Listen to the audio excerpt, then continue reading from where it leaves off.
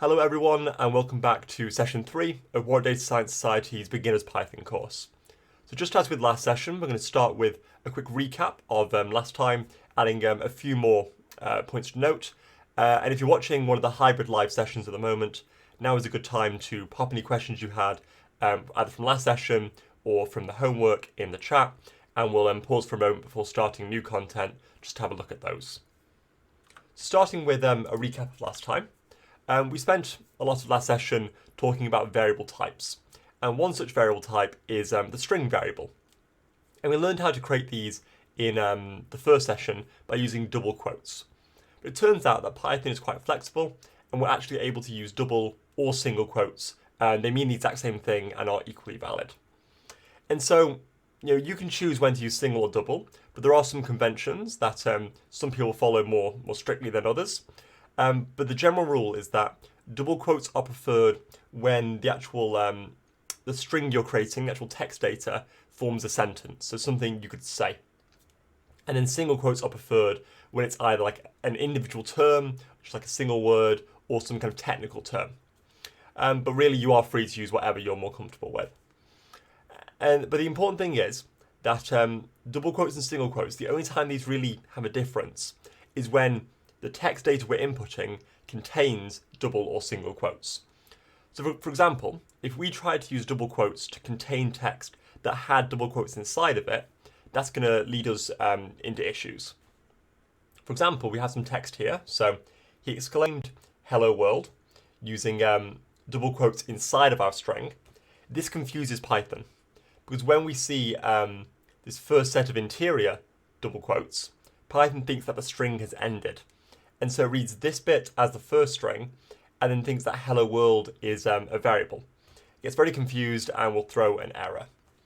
And so in this case, we should have used single quotes on the outside, so then we don't confuse Python. We have single quotes on the outside, and then we're free to use double quotes on the inside without throwing any issues. And in a similar way, if we wanted to contain a single quote inside of our text, perhaps an apostrophe, then we'd have to use double quotes on the outside to avoid any issues there. And so that will handle most cases. There may be cases where you need both single and double quotes inside of your text, at which point neither of those solutions will work. If you look at the additional notes for, I believe, session 1, although it's definitely been one of the sessions so far, have a look at that, and it explains how to handle the special case in which you have both single and double quotes. But that's a rare exception, so we're not going to get into that now. Okay, so we looked at a lot of variable types. We looked at integers, floats, strings, and then onto this kind of meta type, the list, which can contain other data elements. But another useful type that we haven't talked about yet is this thing called a Boolean. And this is named after a mathematician called George Boole.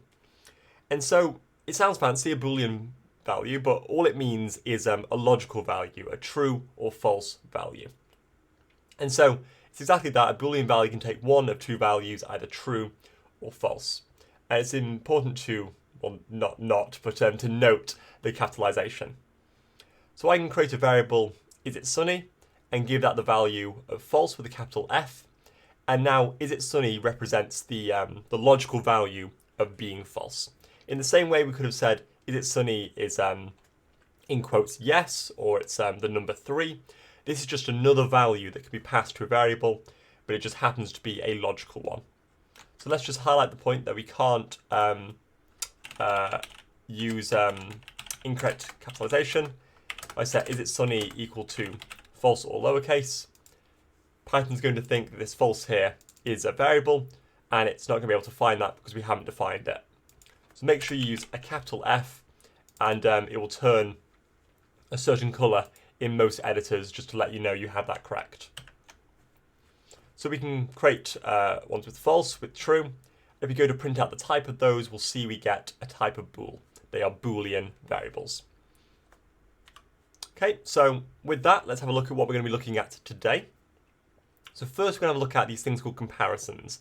And these allow us to compare two values, say two numbers, and ask, is one bigger than the other? Are they the same? Questions like that. And then we'll also look at these things called Boolean operators, which allow us to combine together multiple comparisons into one. Say, is this number bigger than the other, and is this thing equal to that? And then we're going to use those two things to look at this thing called control flow. And this is a very exciting topic because it allows us to kind of solve more complicated problems by only running certain bits of our code if certain conditions are met. So it allows our code to branch and have logic in it, which is makes it much more flexible for solving a wide range of problems. And the final thing, and the thing that makes this session really quite interesting, is this thing called while loops. And these are so important because it's kind of the first time we're stepping beyond what Excel can do. So we did, summation of lists last time, but Excel can do that, and even stuff like control flow. Excel can do that just in a bit of a messy way. But this notion of looping, so that is a way of running code multiple times. You don't have to keep writing it out. It's something that Excel can't do. It's a really powerful idea because it allows us to write a lot less and achieve a lot more. And so looking forward to getting into that. So with that, we'll pause for a moment in the live session just to answer any questions from last time, and then we'll start off with today's content. Okay, let's get started with today's content then. So the first thing we're looking at is these things called comparisons. And so we saw from the previous example that we can create Boolean values by using these keywords false and true. But doing that's quite boring because it creates fixed Boolean values that are given a value that we predefine, either false or true. What would be more interesting would be for us to do some sort of comparison that could be true or false, and then for Python to return whether that is true or false, and then we use that as our Boolean value. And so to do this, we can use a thing called comparisons. And so comparisons can be used for comparing a wide variety of different types, but we're going to focus on the most common use case, which is for comparing two numbers. And if you look in the additional notes, we talked there about how we can compare two different strings, but they're not even limited to that. You can compare a wide variety of things. And so we're going to do comparisons using these things called comparison or Boolean operators. And so the most common ones of these I've written on the right-hand side here. And so there's some very simple ones, greater than or less than. We also have greater than or equal to, less than or equal to.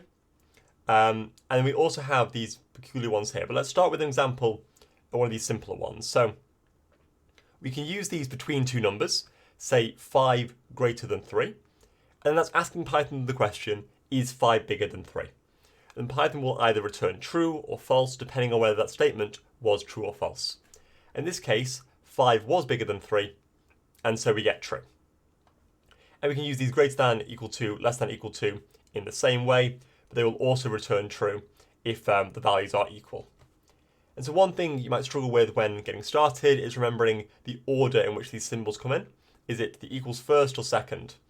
And the way that I remember it is the way you say it. So you say greater than or equal to, so greater than, equal to. So those are used for these 4 at the bottom for comparing which values are bigger than or equal to the other. But what if we just want to check equality? Are these two things the same value? Now to do that, we can use the double equal symbol. So this is a bit confusing here, but you can remember that we use the equal symbol for variable assignment, for when we want to create a variable like we did here. And so I mentioned in session 1 that this is not the same thing as mathematical equality. It instead means assign the value on the right to the name on the left. But the important thing is that equal symbol is taken for that role. And so if we want to do an actual mathematical equality, are these two things equal? Well, then we have to use a different symbol, and Python opted for the double equal symbol. So we can ask, is 6 double equals to 4? And that's mathematically asking, is 6 equal to 4? And that's not a true statement, it's false, and so Python will print out false here. And in a similar way, we have exclamation mark equals, which is for asking our two things not equal. So 6 exclamation mark equal 4 is asking, is 6 not equal to 4? And that will give us true, because they are not equal. Okay, so really want to reiterate that point. If you confuse equals and a double equals, you're going to run into issues. So whenever we use equals, that's for variable assignment, and double equals is for mathematical comparison and checking equality. And so the annoying thing is that when we use equals, when we meant double equals, the error we get, well, there are a wide variety of errors that we could get, and they're not always the clearest. So for example, we have here 5 equals 5, and we get the error can't assign to literal. That's saying that we can't assign a value to this symbol 5. If 5 has the value 5, we should not be allowed to change that. But if we did that inside of a print statement, say 5 equals 5, we're now going to get a different error. Keyword can't be an expression. So the error we get is very context dependent. So rather than trying to learn the error messages or trying to interpret them, my advice would be whenever you're trying to check equality and you get any error, the first thing you should do is check, wait, did I mean double equals? If that's not the case, then you can look into other errors, but that's the first thing you should be thinking. So just be aware of that. Okay, so with that, we're going to have a go at applying this knowledge to creating some comparisons, and then we'll join back in a moment to look at these solutions to these puzzles. Okay, let's have a look at those solutions then. So the first question asked us to run these 3 comparisons, and I did those here. So just to keep space on the slide, I did these all in one single print statement. So we've seen before the print function can take multiple different inputs and will print them all separated by a space. But instead, I added this extra optional input here, which is a named input, sep equals 2, and then some string. And this is going to change what character is used for separating those outputs. So normally we'd have true, false, true separated by spaces, but here I changed it so we're separating by a space, a vertical bar, and a space, just to make it a bit prettier in the way it outputs. So if that's confusing, don't worry about that. The important thing is the answers were true, false, and true. 7 is bigger than 3, 3 is not equal to 4, so we get false here, and 9 is equal to 9, so it's also greater than or equal to. So the next one asked us to ask the user for an input, and then ask whether that's bigger than 0, whether it's positive. And so the important thing is here, when we take the input, we need to convert it to an integer. Because otherwise this comparison is not going to make sense. If I try to compare the string 2, is that bigger than 0? I'm going to get an error. Those two things aren't comparable, they're different types. And so we take the input, convert it to an integer, hoping that the user gives a sensible input, and then we can do the comparison. And finally, we were asked to ask whether the smallest number of a list was equal to 2. So to do that, we can calculate the smallest number using the min function, and then asking, is that equal to 2? In this case, it was true. Might be different if your list was different. Okay, so that's comparisons, but those are just kind of single comparisons by themselves. What we will probably want to do is combine multiple comparisons together to chain up kind of a more complicated logical expression. And so we can do this using a thing called Boolean operators. And so let's start by talking about what an operator is. So an operator takes values and returns another value. So we've seen operators that act on integers and floats already. So plus, minus, times, divide, those are operators. They take two values, so 5 plus 4, so they take the values 5 and 4, and then the plus operator will return their sum, which happens to be 9 in this case. And so here's an operator that takes 2 inputs. We also have some operators like, say, the negative symbol, which takes a single value, so 6, and negates it. So these are just operators. They take values and return a new value. And so in the same way those operators act on integers and floats, we have operators that act on Boolean values, on these trues and falses. And so the main ones we care about are and, or, and not. And so you can just think of these as kind of variants of these plus, minuses, and whatever that act on Boolean values. And so we use these just as we would the normal arithmetic operators, placing them between two Boolean values. So we have some trues and falses, 2 of those, and we put and, or in between those. Not is slightly different, kind of not's very similar to just having the negative of a number, in which case, this only takes a single input, we put it before that input, and it will negate it. So let's have a look at some examples of those. So The first one we have is AND. And so AND is an operator that will return true only if both of its inputs are true. So if we have true and true, that's going to give true. Any other combination of inputs is going to give us false. So here we have true and false. One of them is not true, and so we get false returned. And so this might seem a bit kind of complicated, thinking of this low level of AND acting on these Boolean values. But maybe a nice way to think about it is as a way of combining comparisons together. So we can ask, is 4 bigger than 2 and 5 less than 3? And now, without even thinking about this Boolean operator, we know what that means in English. Is it the case that 4 is bigger than 2 and 5 less than 3? Well, no, because 5 is not less than 3. And so we get false here.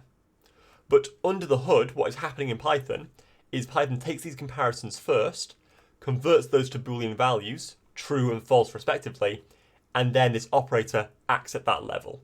So technically that's what is happening, but it's not too harmful to think in this abstract sense of kind of semantically in the English language combining these comparisons together. So in a similar way we have OR, and OR again takes 2 values and will return true as long as one or both of the inputs are true. So true or false, false or true, and true or true will all return true. Only when both inputs are false do we get false returned. In a similar way, we can use OR with comparisons directly. And so, we'll return to talking about OR a bit in the next slide. Finally, we'll introduce NOT, which is kind of the equivalent of the minus sign, but for Boolean values, and it just negates a value. So if we have true, not true is going to be false, and not false will be true. In the same way, we can say, is it not the case that 4 is bigger than 2? Well, 4 is bigger than 2, so this is a false statement. So not isn't too bad, it just flips over the truth values. But AND and OR are a bit more complicated, and we can kind of visualize what they do using a thing called a truth table. So we're going to have two variables, x and y, taking values true and false. We have every combination of trues and falses possible here. And then we're going to ask what the value of x and y and x or y is going to be. So as we mentioned before, AND returns true only if both inputs are true. So only in this row where both x and y are true, do we get true as the output. Everything else is a false. But for x or y, we get true in every case apart from when both the inputs are false. So as long as one of them is true, or both of them, then we get true.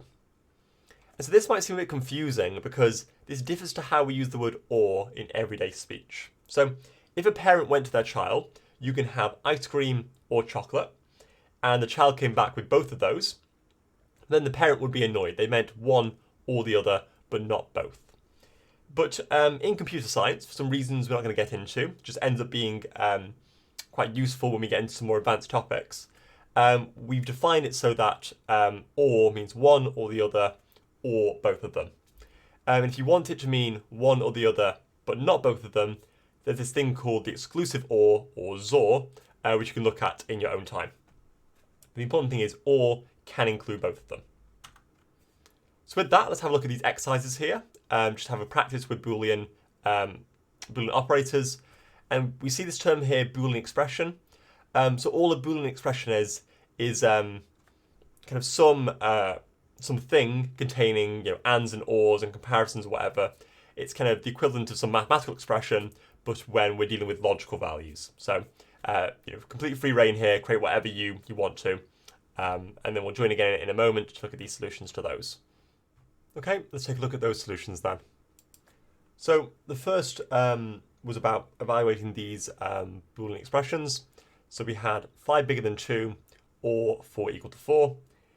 These are both true statements, and so it's just proving that when or is given 2 true values, it still returns true. So nothing surprising there. We then had norm equal to 4, so a variable here.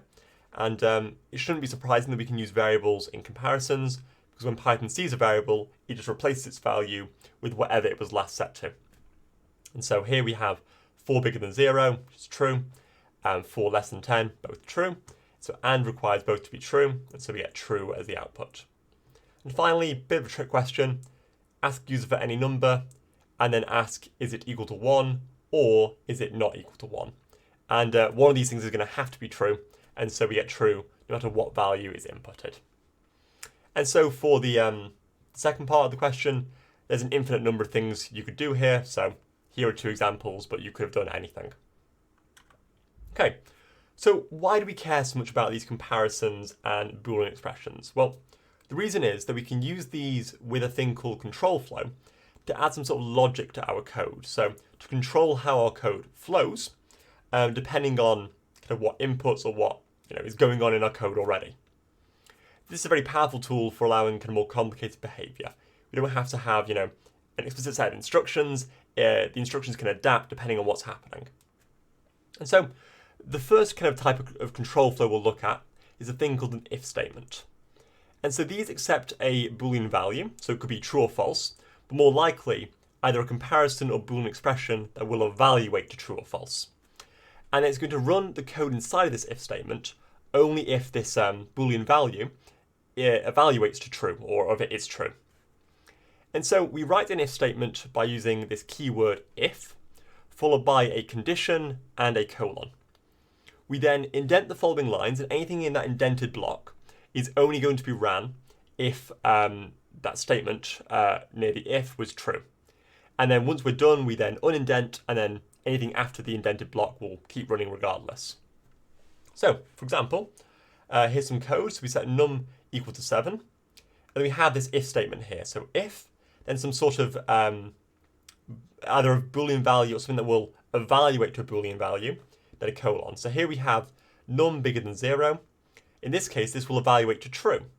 And so we run the indented code. So we have this indented block here. Could be one line, could be multiple lines. And it says here, print your number is positive. And so we print that out. And then we have an unindented line. So we finish the indenting, we go back. And then we print out I always print. So no matter whether this if statement, the condition evaluates to true, we always run the second bit. And so when we are indenting, by the way, Colab will do this automatically for us, but we can also use a tab. So the tab key is the one we use for indenting. So if num was -1, then this statement is not true. And so we don't run the indented bit. We skip it over that and go straight back to the unindented bit. And so we print out I always print, but not that the number was positive. Okay, so we can go a bit further by adding this thing called an elif statement. And so in some cases, we don't want to check a single thing. We want to check multiple things. Think of this as like a plan B check or a fallback. And so in this case, we follow the if statement with an elif statement, which means else if. So, else, if the first thing wasn't true, then another if. So the syntax is exactly the same as before, but we use elif now. So then a condition, colon, an indented block. So we just change an if to elif. And so the elif statement will only be ran if the condition for the if statement was false. And then that's what the else in elif means. If the first thing wasn't true, here's plan B. So for example, we have some code here with number is 1729. And we have if the number is bigger than 1,000, print this. Elif, so else if the number is bigger than 100, print out big number. And finally, because we finished the indenting here, whatever happens, we print out number. And note here that the if and the elif are at the same level. So after the if bit, we de-indent, we have the elif, then we re-indent for everything in the elif. So what this is saying is, the number is 1729. If the number is bigger than 1,000, well, it is. So we run this bit. At that point, we end the whole kind of if statement, the whole ifs and elifs, and go to the bottom here to the printing number. So if we have num is 256, then the first thing is not true. And so we skip this. And now we have this else. We do the second check here. So is the number bigger than 100? In this case, we print out big number. That's what we get here. And we always print out the thing at the bottom. And then finally, if we have num's 42, neither of these things are true. We then don't run either of these kind of indented blocks and just run the unindented thing, print num, get 42 by itself. So the important thing is we only check this elif and consider running it if the first if wasn't true. And we're also free to add more elifs. So we can have if something, elif bigger than 100, elif bigger than 50, and carry on like that. And we'll only get to a certain elif if everything above was false. And so the last thing we can include is an else statement. And think of this as the default, or the complete fallback, what to do if everything else was false. And so this will only run if every single if and elif was false, or if the conditions in the ifs and elifs were false. And so for this reason, we don't have to specify a condition. It always runs as the final thing if everything else was false. And so the syntax for this is just else, a colon, then the indented block. So no condition is needed. So here we have num is 0. If num is bigger than 0, print positive. Elif, so a second check. If num's less than 0, we print negative. And then else, so if all of these are false, well then it must be 0. And so we print out 0. Don't need a condition here because it's the default fallback case. So a lot to take in there, and with practice it will become more clear, especially with the homework. You can have some examples of this. But to summarize that, 3 different types of control flow: if, elif, and else. So in if, we have exactly one of these. We always need one of these. It starts off control flow. And we do include a condition. So then elifs, we can either have none of those, one of those, or any number. And those also have conditions. And these will only be ran or only be checked if everything above them was false. And then their indented bit will only be ran if they were true. Then finally we have an else. You can either have one of these or just none of them at all. And these don't need a condition. These imply that if everything above was false, well then we run it regardless. So you can combine these together into a wide variety of different structures. Okay, so let's have a go at applying that. So there's 2 puzzles here. Have a go with them. They're a bit lengthier than normal, so if you don't have time to finish, don't worry, you can come back to kind of have a go later. But have a go at these and we'll see the solutions in a moment. Okay, so let's take a look at these solutions for those puzzles. So the first one was asking about taking someone's age and then returning various different things depending on what that age was. So we take an input at the start, and the rules are, so if they're younger than 13, child, otherwise if they're younger than 20, print teen, otherwise at least 60, possibly retired, otherwise it's adult. So this otherwise is another word and kind of a hint that we should be using an else. So otherwise means else, else if, elif. So it's almost in the definition here what we have to do. So we start by asking, is the age less than 13? If so, print child. Otherwise we ask, is it less than 20? Then we print teen. Otherwise, if it's bigger than 60, greater than or equal to, retired or possibly retired. And otherwise we print out adult. And so this kind of demonstrates some of the beauty of using an elif. That so you're only a teen if you're 13 or older and less than 20. But notice how our check for being a teen only required less than 20. And that's because this is an elif, and to have got to this point, everything above must be false. And so we know that this statement must have been false, so they're not less than 13, therefore they're greater than or equal to 13. And so rather than having to have kind of a compound condition here using an and, we can simply rely on the previous cases to have a very elegant kind of additive logical flow. And then the second example here, it's very similar to the first one, so we're not going to get too much into the details of that, but that's what a correct solution might look like. There's obviously other ways of implementing it. Okay, so the final thing we're going to look at, the really exciting bit of today's session, is these things called while loops. And so it's often the case that we'll want to repeatedly run our code. And so far, if we wanted to do that, we have to copy and paste it multiple times or keep clicking play on the cell again and again. And that is a lot of fuss, it's not very elegant, and so it would be nice to have a more concise way of doing this. And so a while loop allows us to repeatedly run code until a condition is met, or more specifically until a condition stops being met, but they mean the same thing really. And so we use a while loop for this, and the syntax is very similar to an if, an elif, or an else, or I guess more similar to an if and an elif. So the syntax is we use the keyword while, then a condition, then a colon, then an indented block. So you can see really quite similar to these. And so everything in this indented block will keep being ran as long as that condition is true. So while that condition is true. And then any lines after the indented bits, any non-indented things, those will be ran once the loop finishes, once it exits. So here's an example here. We set n equal to 4, and we have a while loop, so while n is less than or equal to 20, then a colon. And then everything in this indented block will keep being ran as long as n is less than or equal to 20. So we print out n is then the value of n, and then set n to be equal to n plus 5. And then after the indented bit, we print out n is bigger than 20 now. So we run this, n is 4. This condition is true, 4 is less than or equal to 20. We print out n is 4, then we increase n by 5, so n is now 9. We go back to the start of the loop. Is this still true? Yeah, it is still true. We run again. 14 now, still true. 19, still true. Then it increases to 24. This is no longer a true statement, and so we stop looping. We don't run this when n is 24. Instead, we go to the unindented bit and print out n is bigger than 20 now.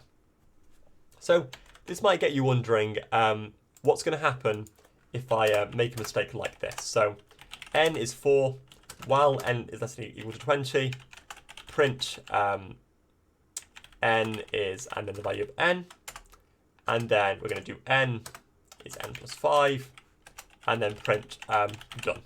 Okay, so this looks, fairly okay, but actually we've made a really tiny mistake here with a big impact. So I'm going to run this, and we're going to see what happens. We get a lot of output. So let's stop this. You can see here, whenever we run code with Colab, if it's taking too long to run, this play button will turn to square, and we can click that to stop our code from running. So the mistake we made here was that this n equals n plus 1 wasn't indented. So it wasn't part of the loop. So all we had was n equals 4, while n is less than 20, keep running just this line. So we never actually increase n within the loop. And so n stays the value of 4, and we keep printing that out forever. And so there's no harm in doing something like this. It's not going to damage Google Colab, wouldn't damage your own computer either, but you would have to stop it by using a square or stopping with whatever method was used on your local setup.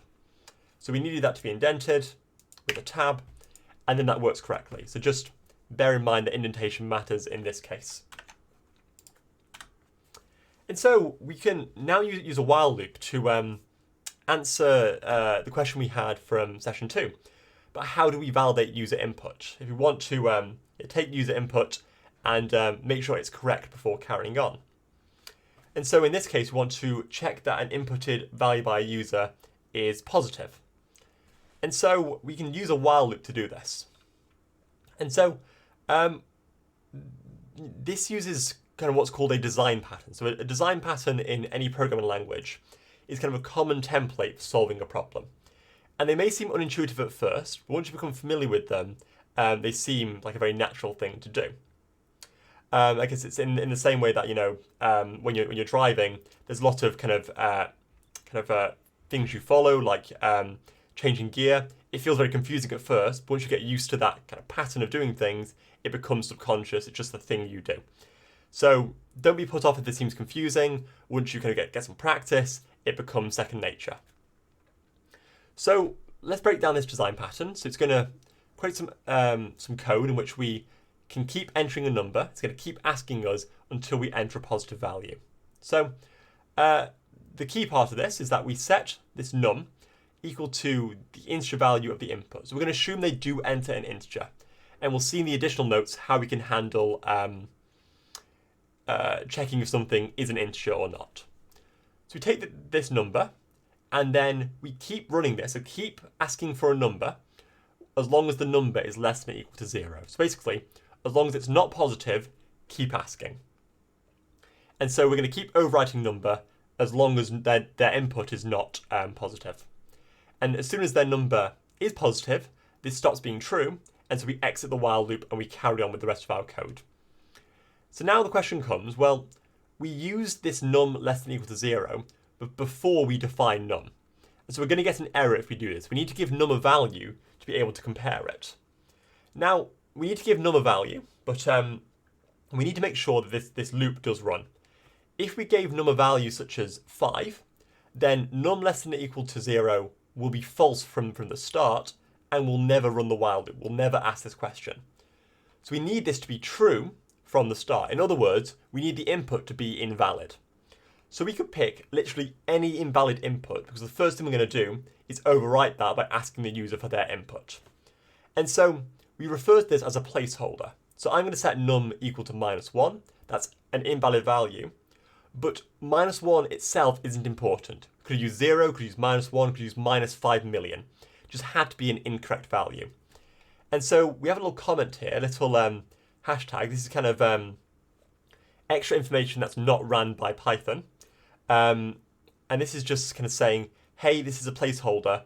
Don't worry about what this value means. It could be anything, but it just has to be something false. And this is important for when you give your code to someone else, or if you come to look at it later. You don't want whoever's looking at it later to be scratching their head going, well, why is it -1? Like, I can't understand the importance of that. This just lets the user know that -1 is an arbitrary value. It just had to be false to make this run. And you could add some more notes here saying placeholder, any negative value will do. And so if we run this here, then we'll get the output we're after, where we keep getting asked the question until we get a positive input. Okay, so with that, we're going to have a look at the final set of puzzles, have a go at this, and then we'll conclude the session with the solutions. Okay, so let's quickly have a look at these solutions to that. So printing a countdown from 10 to 1, then saying blast off. So to do this, we're going to need a variable to keep track of where we are in the countdown. So we have, I've called it counter, you could call it anything. It could be n, could be count, whatever. And we set that initially to 10. And we want to keep counting down as long as this counter is bigger than 0. So 1's the last thing we're going to run it for. We're going to print the counter and set counter to be equal to counter -1. So take 1 away from counter. So here we're just overwriting it with 1 less than its current value. So we're going to keep decreasing, 10, 9, whatever. And then once this counter becomes 0, this will be false. We'll exit the while loop and print out blast off. So there we go. Something we couldn't do in Excel, but really, quite simple to do in Python. And with a bit of practice, it will seem like a very natural thing. So with that, we'll end today's session, and I'll see you next time.